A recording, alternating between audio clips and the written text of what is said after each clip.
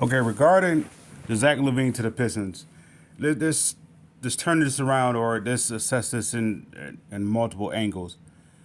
Okay, if the deal is going to acquire a blue chipper or one of the Pistons blue chippers, as well as Bogdanovich, and the Pistons going to get Zach Levine.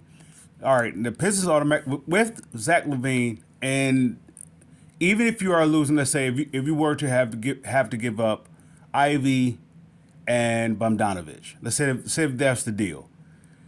With that being said, the Pistons are going to Zach Levine included to this team is going to get you, even without a dependable power forward. And what I mean by dependable, efficient, where the opposing defense has to account for, has to legitimately, game plan for or whatnot. Zach Levine is going to get you 25 games this year. I mean wins. They're going to get you 25 wins. Now my question is to say this is to go to the next part of this. Even with the additional 25 to this 7-win season now, or whatever 5 wins that it is now, whatever that the case may be,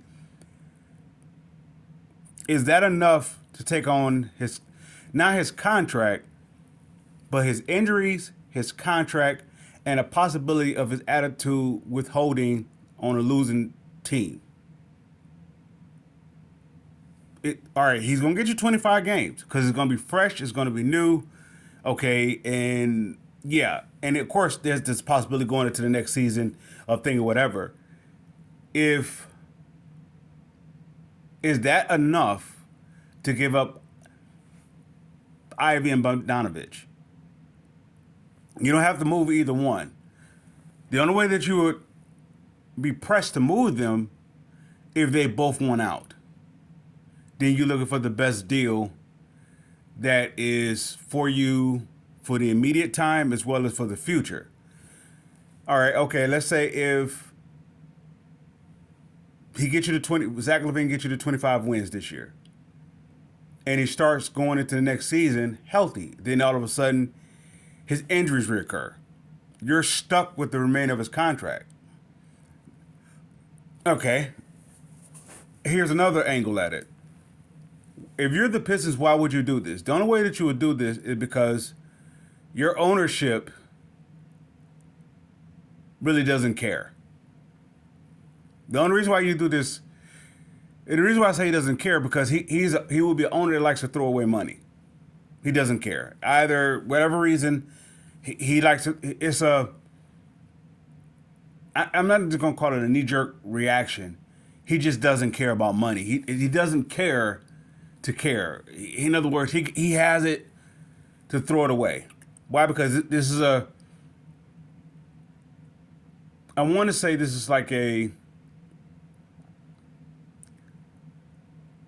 how can we say this? 45-55 win-loss situation. You may win with this deal 45 at a 45% rate. Yet I believe the loss is going to be 55 or plus. I can even change it to 40-60, because the reason why it will fall out, or the floor will fall out, is because I don't see Zach Levine being content with losing. Why? Because Zach Levine with the Pistons enough is just getting you 25 extra wins, right? But look what you're giving up. You're giving up assets that actually can help Cade develop on the cheap. And with addition to this, Zach Levine held the contract. You're going to have to sign Cade, so that means you're going to have to do something that you don't want to have to do, because you're going to have to get Cade some help at the 4 spot. I say that to say, with Stewart, you're going to have to do one or two things. Either you're going to have to bench him, or you have to get somebody that he can complement. Well, he's not a threat on the offensive end. He's somewhat of a threat on the defensive end. or at least he's you have to be accountable for him on defensive, I believe.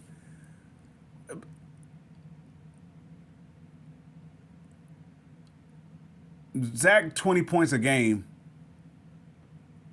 is not efficient enough to go in this large of a hole. Not the possibility if it doesn't work out. It can't work out. And one or two ways that it can't work out. If it's immediate success, at some point, you're going to have to try to sustain that success. And you won't have the flexibility to be able to do it, the financial flexibility to be able to do it because you will be giving up assets, to do so. And then if his body, let's say his body does hold up. Okay, if he was the first fiddle with Chicago, is he going to be the second fiddle with Cade? How is that going to work? Or you try to let it play out? All right. Then here comes going back to this with the contract of Cade. You're going to have to re-sign him. He's coming up. Unless you're going to let him walk. And I will say this. If you get Zach Levine, you're saying to Cade, walk out. Because if you bring back Cade, you're saying you're the guy. But how does that work? Zach Levine is not, his situation is not airtight for you to gamble to give away if you're saying Cade is your guy. He's not worth it. Even if Cade is beginning to be disgruntled about the losing, even so, he's not worth the knee-jerk move such as this. So I'm saying all that to say, this comes down to Tom Gores. And this is actually just a situation all over again. They finally got somebody, Troy Weaver finally got them out of the hole that Tom Gores put them in by saying we need to make some changes.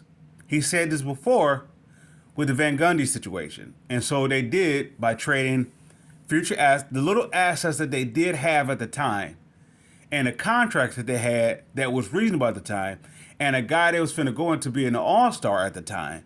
They was willing to give up all that up on the cheap to get somebody who's going to come in disgruntled because you're coming from an atmosphere like California, where even if you're not winning, even if you're not healthy, there's something for you to do. In Blake Griffin, that is.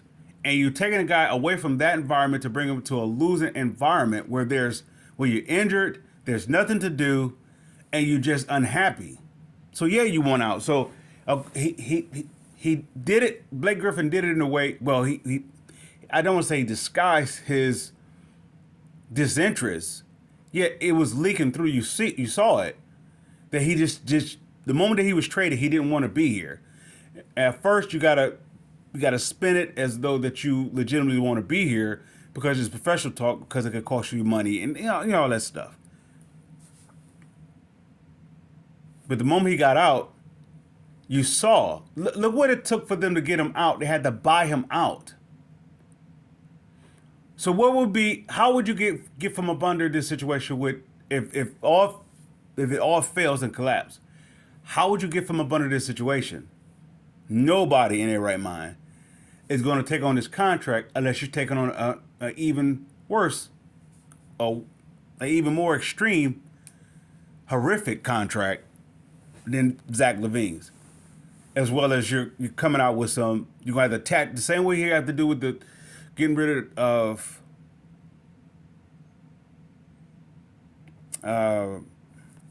with the Marvin Bagley situation. It's similar to that, where the Pistons had to attach some second rounders to get off his contract, which leading to my third part of this multi-angle of this trade.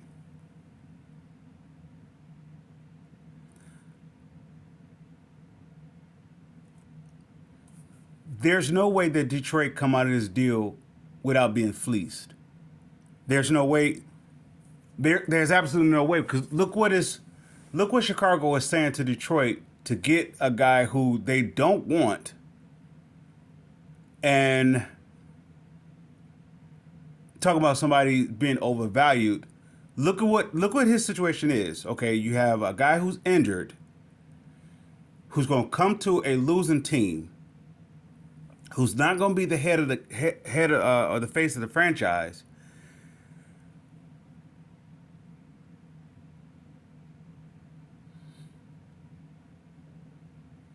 Injury, who's okay with being traded, or at worst, not okay with being traded, very specifically being traded to the Pistons. There's no way that the Pistons, there's no way that the Pistons does not come out of this deal without being fleeced. And once again, this will go all the way back to Tom Gores, as though if there's any remaining Pistons fans after this deal, you really should abandon ship. This is the same. This is the hole that you're just not getting out of all over again. There's no way that this actually can succeed. Well, if you get Zach Levine and you sign K to an extension, right? How you gonna get the help that K needs? He needs help at the 4 and the 5. I mean, at the 4 spot. With the current situation that, let's say Duran is the double guy that he is. He's 12 and 12. Yet at the same time, he doesn't put much of a he doesn't ease the load on Cade offensively in a starting unit. Yet he's too, in my opinion, he's too valuable for you to trade going forward.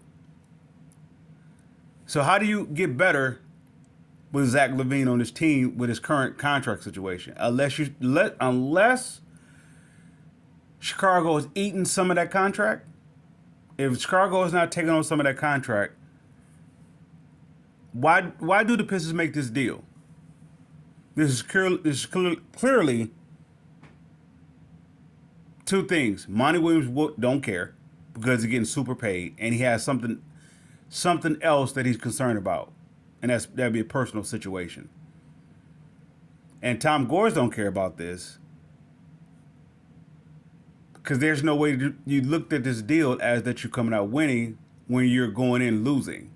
Chicago's asked for a blue chip player and a great expiring contract and player, and they sticking you with a guy who is injured, who's going to be who's going to be disgruntled going to a losing team.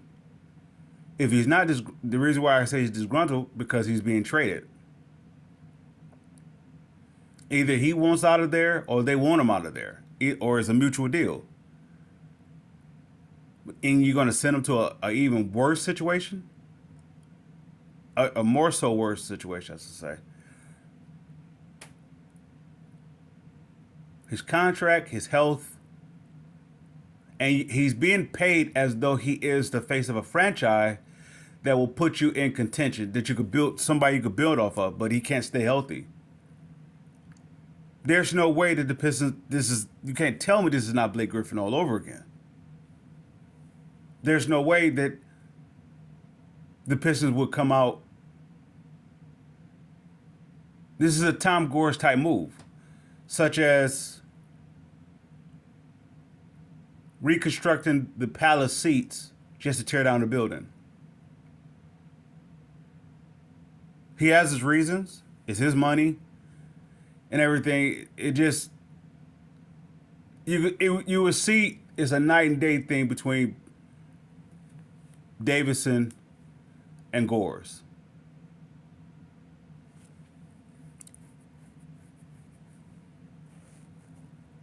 So overall, am I for this trade or against it? I'm absolutely against it. There's nothing that the only way that I will be for this trade, if I'm giving up some expiring contracts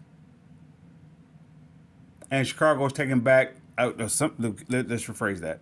If they're giving up some expiring contracts, but not all my expiring contracts, no blue chip players from the Pistons, and Chicago is taking no blue chip players, no lottery picks, not all my expiring contracts, and Chicago will eat some of the contract of Zach Levine. That's the only way I do this deal. Pistons fans, I salute.